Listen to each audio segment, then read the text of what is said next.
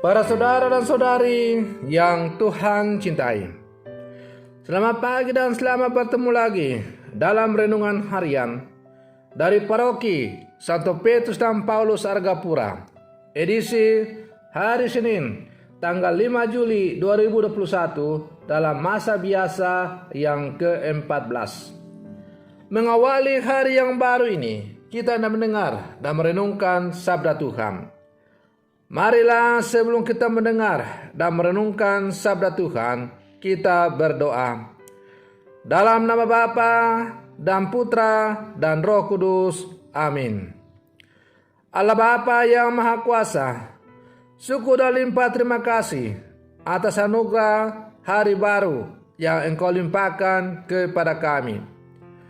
Syukur dan limpah terima kasih atas hidup baru yang masih Engkau juga limpahkan kepada kami. Mengawali hari yang baru ini, kami hendak mendengar dan merenungkan sabda-Mu. Bersabdalah ya Tuhan, kami siap untuk mendengarkan. Semoga sabda-Mu yang hendak kami dengar dan kami renungkan bersama ini semakin menghantar kami untuk semakin memperdalam iman kami dan semakin terarah kepada-Mu. Terpujilah Engkau Bapa, Putra dan Roh Kudus, kini dan sepanjang segala masa. Amin. Para saudara dan saudari yang Tuhan cintai, sabda Tuhan yang hendak kita dengar dan kita renungkan bersama untuk mengawali hari yang baru ini diambil dari Injil Matius pasal 9 ayat 18 sampai 26. Tuhan bersamamu. Inilah Injil Tuhan kita Yesus Kristus menurut Santo Matius. Sekali peristiwa, datanglah kepada Yesus seorang kepala rumah ibadat. Ia menyembah Dia dan berkata, "Anakku perempuan baru saja meninggal, tetapi datanglah dan letakkanlah tanganmu atasnya, maka ia akan hidup." Lalu Yesus pun bangunlah dan mengikuti orang itu bersama-sama dengan murid-muridnya. Pada waktu itu seorang perempuan yang sudah 12 tahun lamanya menderita pendarahan maju mendekati Yesus dari belakang dan menjamah jubah-jubahnya.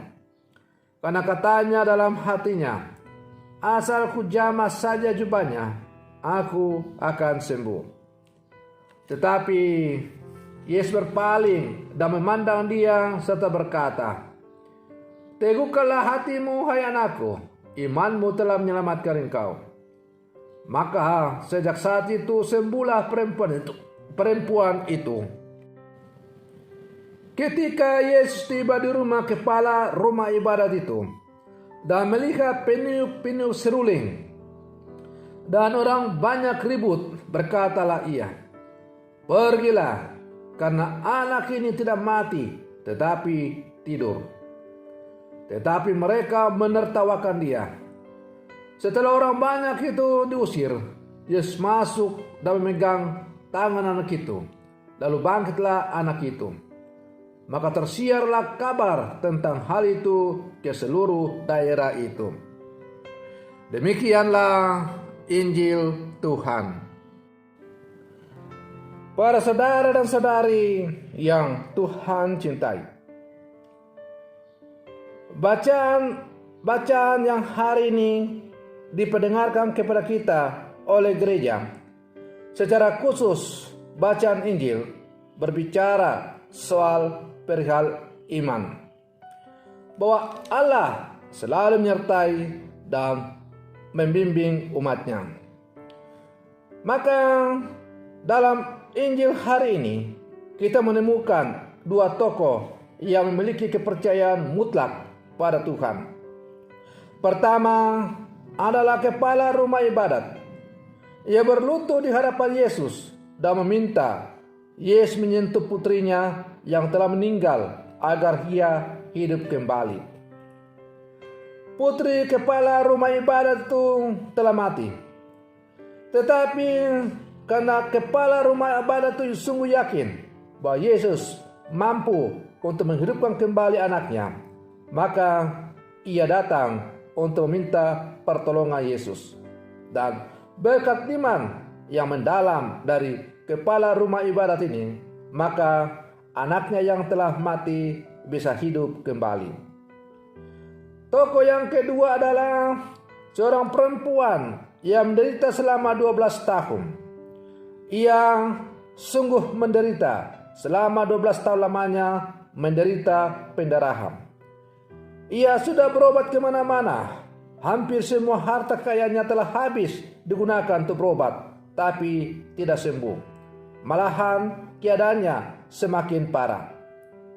Namun kehadiran Yesus kembali membuat dia memiliki harapan. Ia memiliki iman yang sungguh mendalam. Ia percaya bahwa jika dia bisa menyentuh jubah Kristus, dia akan sembuh. Bayangkan, hanya dengan menyentuh jubah, maka ia akan sembuh. Pikir si perempuan yang sudah 12 tahun menderita pendarahan ini. Itu artinya bahwa ia sungguh-sungguh memiliki kedalaman iman yang patut untuk kita contoh. Para saudara dan saudari yang Tuhan cintai, penyembuhan yang mengagumkan menjadi tanda kehadiran kekuatan kerjaan surga yang diwartakan oleh Yesus. Maka sebagai orang-orang beriman, kita harus sungguh percaya kepada Tuhan. Dan kepercayaan kita itu dituntut mutlak oleh Yesus supaya terjadi mujizat dan perubahan dalam kehidupan kita. Kalaupun kemudian Yesus tidak membuat mujizat, maka itu tidak berarti bahwa Yesus itu tidak melakukan sesuatu. Yesus tetaplah seorang pribadi yang akan mampu untuk memberikan solusi bagi setiap orang yang datang berseru kepadanya. Hanya saja bahwa solusi yang diberikan oleh Kristus belum tentu sesuai dengan harapan kita. Oleh karena itu, sebagai orang beriman, kita hanya bisa berpasrah, memohon belas kasih dari Tuhan, dan membiarkan kehendak Tuhan yang terjadi dalam seluruh kehidupan kita.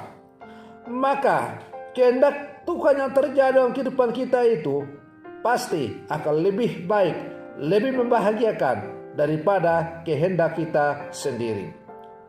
Para saudara dan saudari yang Tuhan cintai, kedua tokoh dalam bacaan Injil hari ini, yaitu kepala rumah ibadat dan perempuan yang menderita pendarahan selama 12 tahun, menjadi contoh kepercayaan mutlak dengan iman yang luar biasa.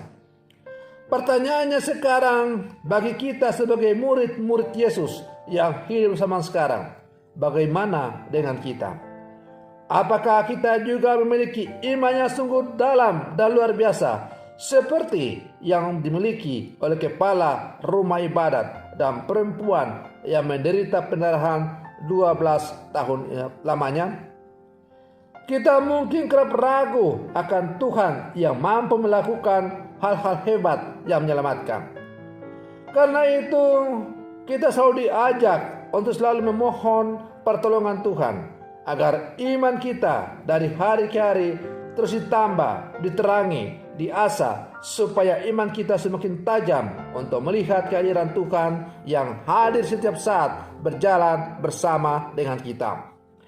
Para saudara dan saudari yang Tuhan cintai, semoga perlindungan saya ini untuk mengawali hari yang baru ini semakin menghantar kita juga untuk menjadi orang-orang yang semakin beriman, teguh dan luar biasa. Semoga demikian. Selamat pagi. Tuhan Yesus memberkati.